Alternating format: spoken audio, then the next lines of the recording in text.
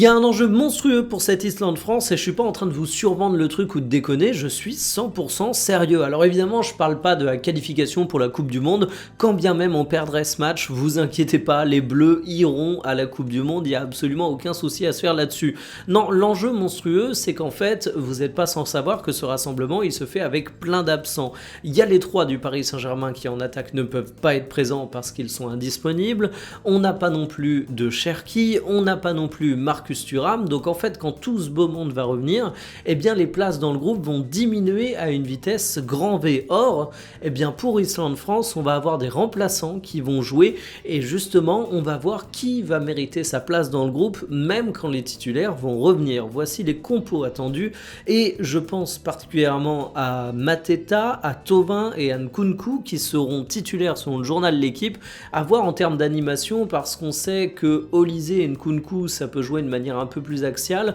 on sait que Thauvin à contrario peut très bien s'excentrer, donc je pense qu'on aura des permutations au cours de la rencontre, mais Mateta lui il n'y aura pas trop de doute, il sera devant, poste de numéro 9, profil assez différenciant pour l'équipe de France, un profil qui peut plaire à Didier Deschamps parce qu'il y a même un petit peu d'Olivier Giroud si je caricaturais, et on sait que notre sélectionneur apprécie. Donc forcément, ces 3 là, à savoir Thauvin, Mateta et Nkunku, ils ont besoin de refaire leurs preuves, c'est peut-être le match ou jamais parce que dès le prochain rassemblement, il y aura tous les gros joueurs qui feront leur retour. Autrement dit, s'il y en a un qui rate son match, eh bien c'est pas sûr qu'on le revoie de sitôt.